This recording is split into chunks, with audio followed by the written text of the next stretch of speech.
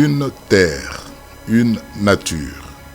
Cette terre qui s'étend à un peu plus de 2 345 000 km² forme une nation, un pays. La République démocratique du Congo en plein cœur de l'Afrique, du berceau de l'humanité. Penser ou faire dire que cette terre est une terre de prédilection pourrait laisser dubitatifs observateurs et analystes lointains.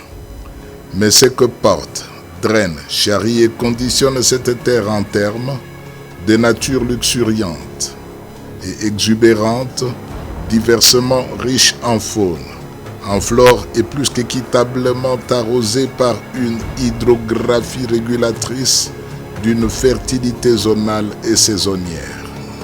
En termes de son sol scandaleusement équipé géologiquement, en termes de son relief qui, sans se livrer à la compétition, s'exprime dans toute sa diversité, connue et même inimaginée. Plateaux, plaines, chaînes de montagnes, volcans, sources thermales, lacs intérieurs, vallons, falaises, grottes, collines, ravins, etc., etc. C'est également et surtout en termes de pluralité ethnoclanique et raciale de la population qui peuple cette terre. En termes du rendez-vous, enfin, que tous les déterminants climatiques se sont donnés sur cette terre. L'État congolais a compris que les atouts que regorge cette terre constituent une route, une voie qu'il faut baliser pour atteindre rapidement le développement, l'émergence. Aussi, la politique touristique définie par le gouvernement de la République est-elle confiée pour exécution à un organe public qu'est l'Office national du tourisme, en sigle ONT. Même si promouvoir le tourisme est vendre les produits touristiques congolais serait plus facile à dire qu'à faire, en raison d'une part aux dimensions sous-continentales du territoire national et de la diversité tant physique que spirituelle des produits touristiques en présence d'autre part. L'ONT se dote des moyens adéquats pour y parvenir. C'est ainsi, par exemple, que l'Office renseigne et informe sur la richesse et la découverte plurielle de chaque circuit touristique en territoire congolais.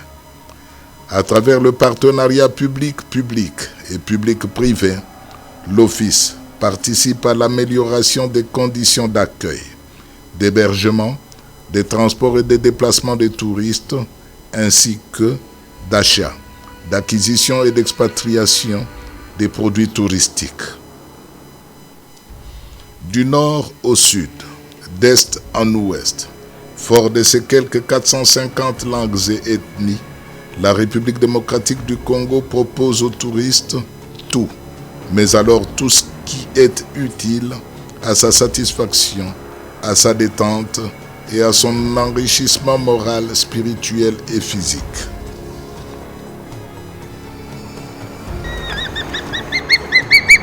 Au registre de la nature naturelle, le touriste a le choix entre les sources thermales aux capacités thérapeutiques et régénératrices indiscutables en activité sur toute la ligne orientale des Poeto à Vichumbi, en passant par Moba, Kalundu, Kiliba, Katana et Tongo. Le spectacle des Nirangongo, de Nyamulagira et de leurs enfants volcans associés aux gorilles de montagne et de plaines, au climat tempéré qui baigne toute cette zone peuplée des lacs tectoniques autrement poissonneux, vaut largement des détours.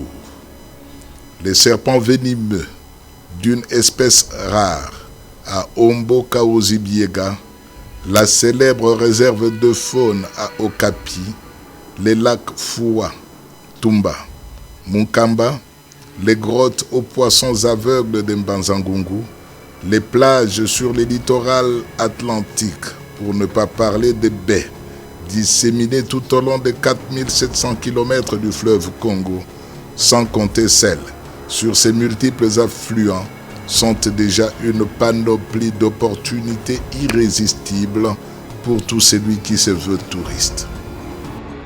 L'attrait et les sensations que la nature exerce sur l'homme poussent ces derniers à la dompter. Et pour dompter la nature, la terre qui la porte, l'homme a, convenons-en, besoin de la puissance, du pouvoir et de la force. Ces trois indubitables facteurs à la domination et au sécrètement de l'influence sur notre environnement, l'homme les a voulus et les veut encore à n'importe quel prix, même au prix des alliances avec les ordonnances